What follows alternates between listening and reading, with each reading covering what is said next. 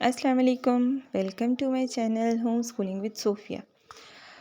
उम्मीद करती हूँ आपने पिछले 2 वीक्स के जो लेक्चर्स हैं वो बहुत अच्छे से तैयार करवा लिए होंगे बच्चों को। आज का हमारा वीक 3 का लेक्चर है और वीक 4 पे हमारा 4th वीक जो है उसमें हमारा बच्चों का एक असेसमेंट टेस्ट होगा। जो उन्होंने 3 वीक्स का किया है उसको हम चेक करेंगे कि बच्चों ने कितने अच्छे तरह से उसको तैयार कर लिया। मदर्स को पता लग जाएगा कि हमारे बच्चे ने कितना अच्छा लर्न कर लिया है। ठीक है, चलें जी, अब हम आ जाते हैं अपने सबसे पहले टॉपिक पे।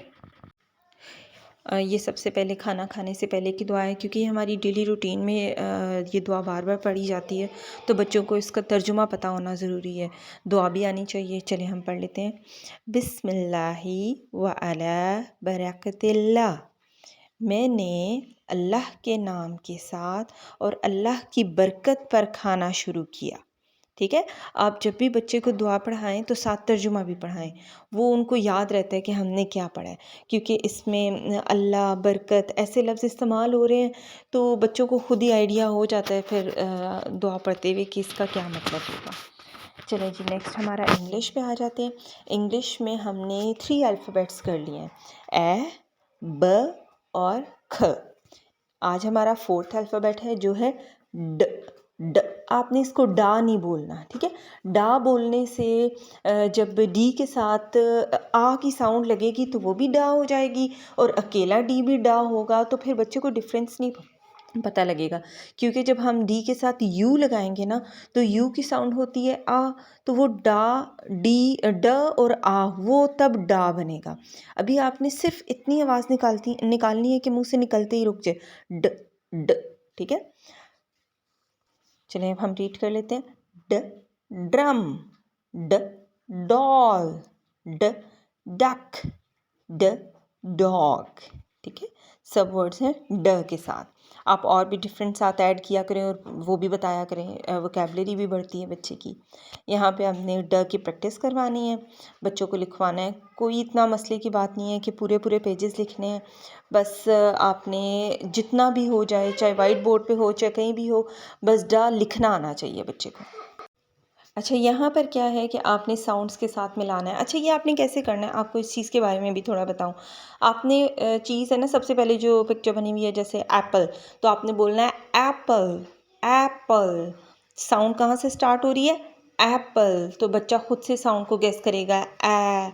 तो आपने फिर पूछना है कि अच्छा यहाँ पे ए कहाँ लिखा हुआ है, फिर बच्चा यहाँ से ए को ढूंढेगा, ए को ढूंढेगा और फिर उससे मिलाएगा।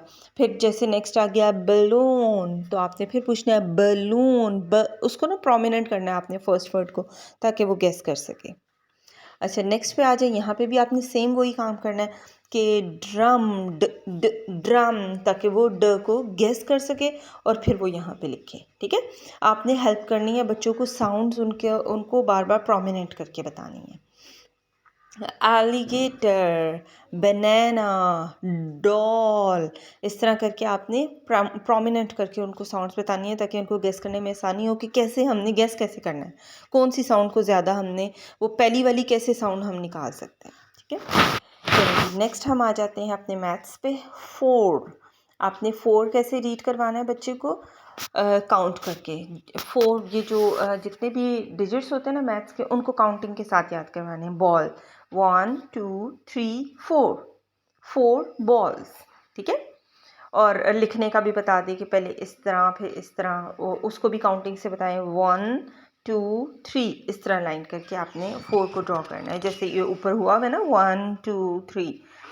अच्छा, यहाँ पे आपने रिटर्न प्रैक्टिस करवा लेनी है। दिन में अगर वो 3 से 4 लिखता है, 5 लिखता है, या पेज भी बच्चे की इतनी हिम्मत है कि वो लिख सकता है, तो आप उसको लिखवाएं, लेकिन अगर नहीं लिखना चाहते तो कोई ज़बरदस्ती नहीं।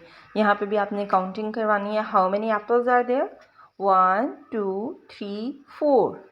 नाउ राइट 4 हियर, तो आपने 4 उससे लिखवाना है। कार्स, बलून्स, जो भी आपने उससे काउंटिंग करवानी है। ये जो है ना एक काउंटिंग प्रैक्टिस है 4 तक की। नेक्स्ट यहाँ पर भी काउंटिंग करनी है बच्चे ने, इसमें भी काउंटिंग है। अब इस प्रैक्टिस से क्या होगी कि एक तो बच्चे ने बार बार काउंटिंग करनी है, दूसरा ये जितने डिजिट है ना इनकी शक्ल बच्चे को याद होती जाएगी कि इनमें से कौन सा 2 है, कौन सा 3 है, कौन सा 4 है। तो इसलिए मैं हर दफ़ा मैच द कॉलम भी डालती हूँ और काउंटिंग की एक अलग से प्रैक्टिस भी डालती हूँ, ताकि बच्चों को इन डिजिट्स की शक्ल साथ साथ याद हो जाए। ठीक है, लिखेंगे तो सही, लेकिन साथ साथ याद होनी भी ज़रूरी है। नेक्स्ट आ जाते हैं हम उर्दू पे। उर्दू का हमने 3 हरूफ तहज्जी कर लिए हैं। पहला हमने किया था आ, दूसरा अ, तीसरा ब। अब हमारा आज का चौथा है प। प प पालक, प पेंसिल, प प्लेट, प पतंग। ठीक है, ये प के साथ, ये भी पा नहीं करना आपने, क्योंकि ये जब प अलिफ के साथ मिलेगा तो फिर भी इसने पा बनना है। अभी से अगर आप इसे पा कहेंगे तो बच्चा फिर कंफ्यूज हो जाएगा। आपने सिर्फ प बोलना है। यहाँ पर आपने प की प्रैक्टिस करानी है बच्चे को, इसका नाम ही प बताना है, पे नहीं बताना। ठीक है, यहाँ पर आपने प की सारी प्रैक्टिस करवानी है ताकि बच्चे को पता हो कि इसके कितने नुक्ते होते हैं। प के 3 नुक्ते हैं, ब का 1 नुक्ता है, तो इस वजह से बच्चे की ये प्रैक्टिस हो जाएगी। नेक्स्ट में हम क्या करेंगे, यहाँ पे आपने पिक्चर उसी तरह जिस तरह इंग्लिश में पिक्चर्स आपने बताई थी, उसी तरह आपने उर्दू में भी पिक्चर्स बतानी है कि ये कौन सी पिक्चर है। जैसे ऊंट, ऊंट तो बच्चे को पता है ऊ, आ कहीं से नहीं हो रहा, आ अगर होगा तो वो अलिफ मद्दा होगा, लेकिन ये ऊंट है, इसका मतलब है एकदम से साउंड निकल रही है। पालक, पालक बच्चा गेस कर लेगा। पतंग, नेक्स्ट इज बिल्ली, अनार। तो ये जो हैं वर्ड सारे बच्चा गेस कर लेगा जब आप उसको प्रैक्टिस करवाएंगे। इसी तरह यहाँ पे भी उसको शक्लें याद होती जाएंगी, जैसे जैसे वो वर्ड्स को गेस करता जाएगा उसको पता लगता रहेगा कि कौन सा हरूफ तहज्जी का क्या नाम है और कैसी शक्ल है। अब नेक्स्ट आ गया हमारा जनरल नॉलेज। जनरल नॉलेज में आपने आज के वेजिटेबल्स बच्चों को याद करवाने हैं। पहला वेजिटेबल क्या, लेटस। लेटस, लेटस आपने डिफरेंट उनको वीडियोस भी दिखानी है, लेटस कैसा होता है, उसको गूगल पे पिक्चर्स ऑन करके दिखाएं, डिफरेंट तरह से उन्हें बताएं लेटस क्या होता है। अगर रियल लाइफ में दिखा सकते हैं तो वो भी दिखाएं। Cabbage, broccoli, cucumber, paper, onion, beetroot, potato and sweet corn. उम्मीद है कि आपको ये सब समझ आया होगा। वर्कशीट्स में ग्रुप पे अपलोड कर दूंगी, आप सब वर्कशीट्स पे बच्चों को ज़रूर करवाइएगा और प्रैक्टिस करवाइएगा। नेक्स्ट वीक इंशाल्लाह इनका असेसमेंट एक होगी और मेरे चैनल को ज़रूर सब्सक्राइब कीजिएगा। अल्लाह हाफ़िज़।